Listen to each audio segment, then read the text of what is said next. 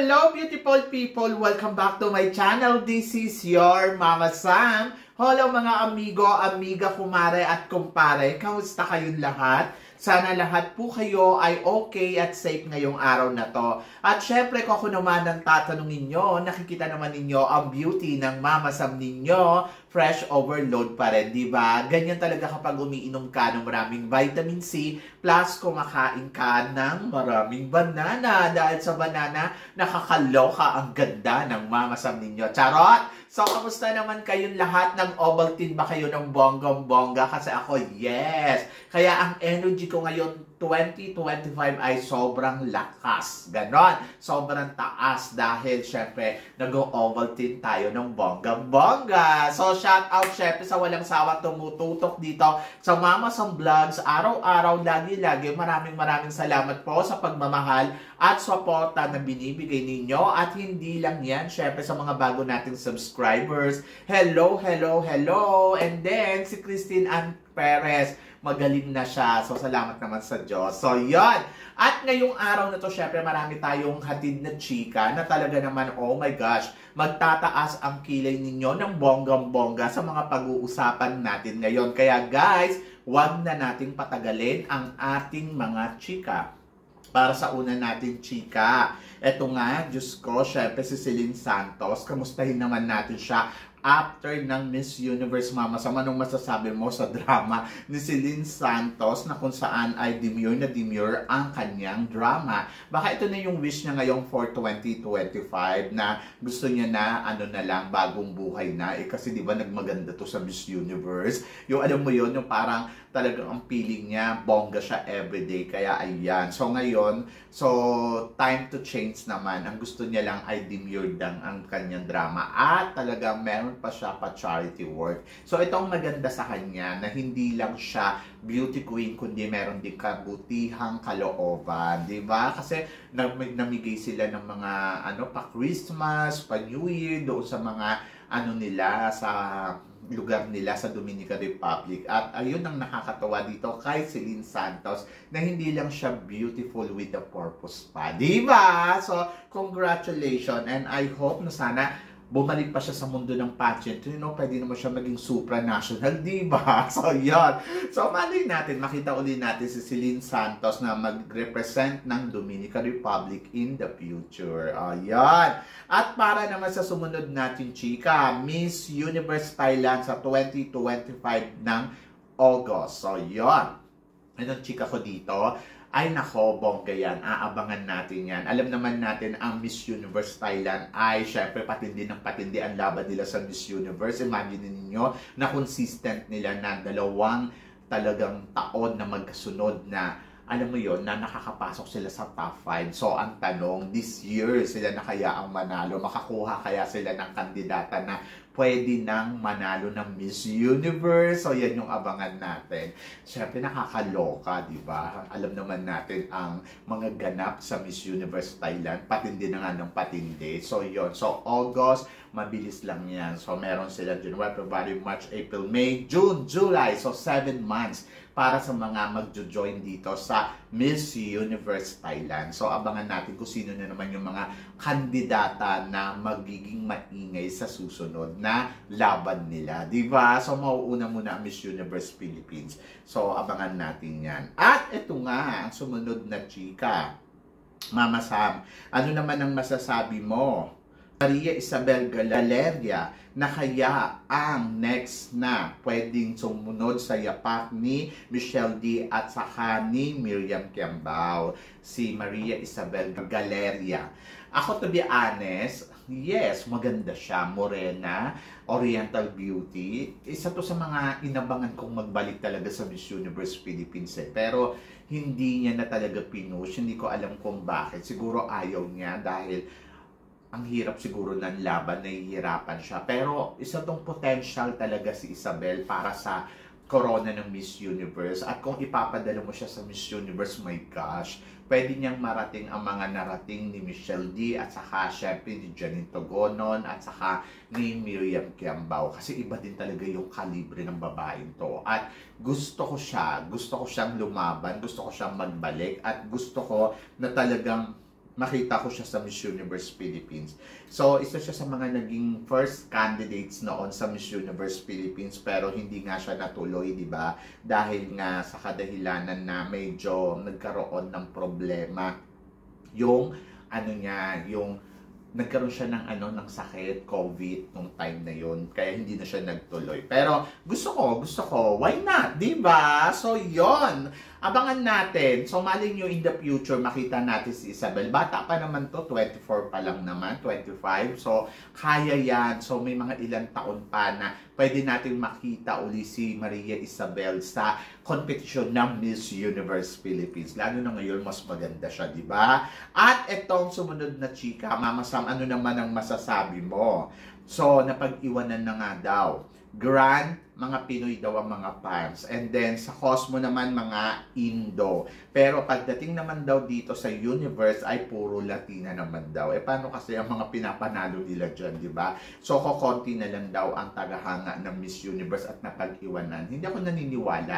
Naniniwala ako na ang mga Pinoy ay gusto pa rin talaga ang Miss Universe. Either ang mga Indonesian, kahit na El Tocuyo sila, iba ang market ng Miss Universe sa mundo. Kumbaga, parang malakas talaga siya at hindi talaga siya matatawaran. Sobrang grabe. Kaya hindi ako naniniwala na pag-iwanan. Pero yun doon nga sa siguro yung pageant nila na walang ganap, ayun, doon talaga nakakaloka yun. Sana sa susunod na taon magkaroon sila ng planning na maganda kung paano nila kukunin yung mananalong Miss Universe.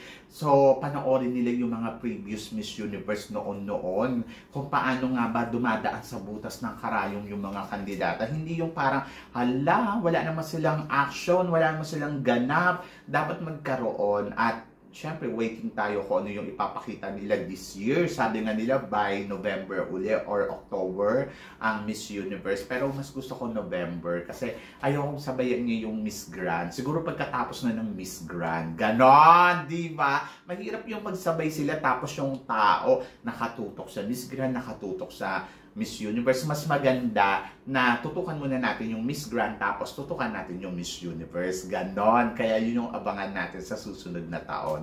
Pero excited ako kung saan ba gagawin. Kasi may balita nga na dito daw mag-Miss Universe, di ba? Pero tingnan natin. Malay ninyo, di ba?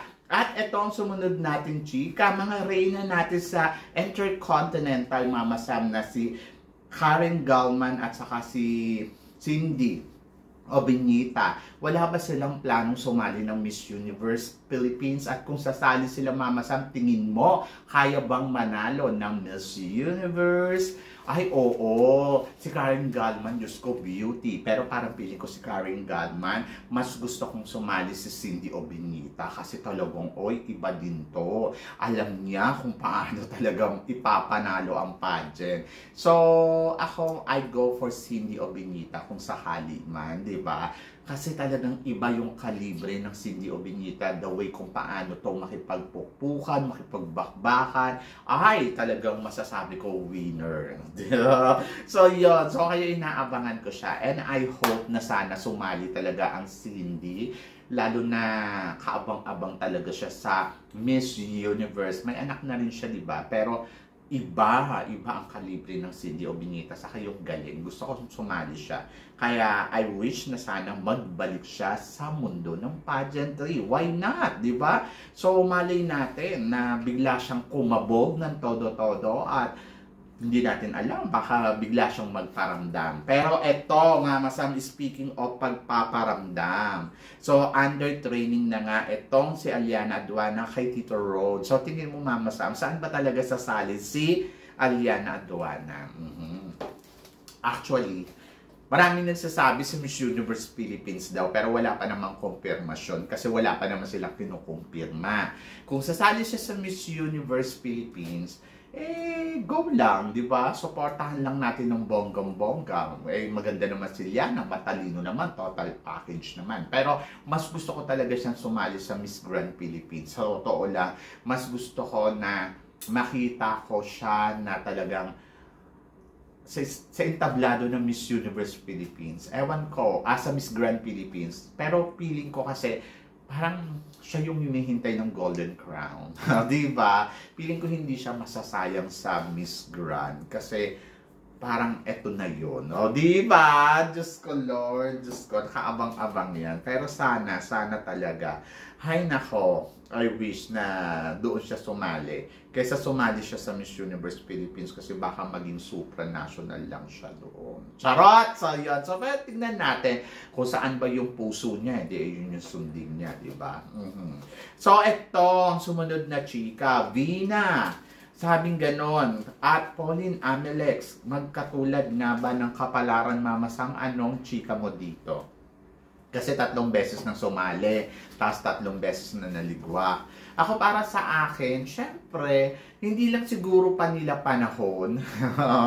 Kung sasali pa sila once, so doon nila makukuha yung sagot na kung mananalo ba sila o hindi. At kung hindi sila mananalo, ibig sabihin, hindi na para sa kanila talaga ang universe. So, di ba? But, tingnan natin kung gusto pa nila. Kung ako ang tatanungin ninyo, wala naman akong dapat patunayan si Pauline Amelex sa Miss Universe Philippines or wala na siyang dapat patunayan sa atin kasi parang feeling ko nakuha niya na yung tagumpay at na-prove niya na sa atin na talagang kaya niya talagang mag-penetrate sa international pageant at nakita naman ninyo, di ba? Nag-first runner-up siya sa supranational. So, kulang na lang talagang manalo. So, ako para sa akin, it's okay. Di ba? Na hindi na siya sumali. Pero kung gusto pa niyang sumali, syempre, susuportahan natin.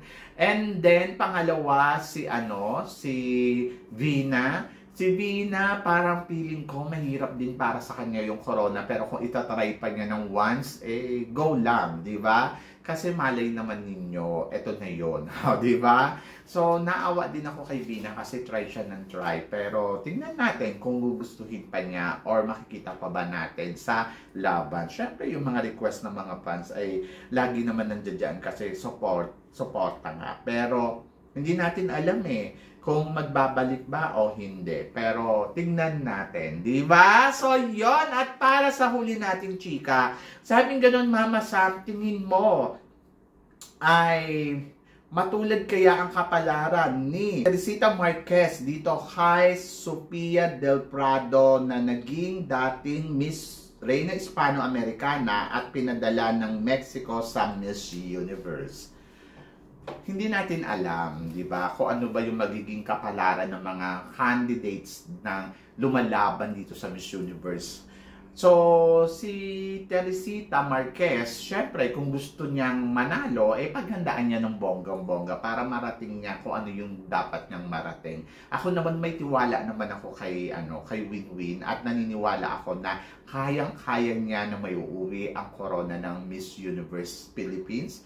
Siguro talagang matinding paghahanda lang. Hindi biro to para kay Winwin. Pero for sure, kung sasali man sa dyan, ay napaghandaan niya na yan ng bonggang-bongga. And then tignan natin kung ano ang magiging kapalaran niya sa Miss Universe. So, tiwala lang tayo sa gagawin niyang laban. Siguro. Yon! Ganon! Nakakaloka! So, yun. So, antabayanan natin yan at abangan natin. Hindi pa kasi natin alam kung ano ba yung plano talaga nila. But, syempre, sa mga susunod na araw, masasagot tayo ng bonggang-bongga sa mga pinaplano ng mga kandidata na nababanggit natin na gusto ba nila talagang sumali sa Miss Universe. So, diba? So, yon, nakakaloka. So, kayo guys, ano guys ang masasabi ninyo dito sa mga pinag-uusapan natin ngayon? I-comment below mo yan para at least malaman ko naman kung ano naman ang chika mo dito sa mga pinag-uusapan natin. So, yon. So, syempre maraming salamat sa inyong lahat sa suporta at pagmamahal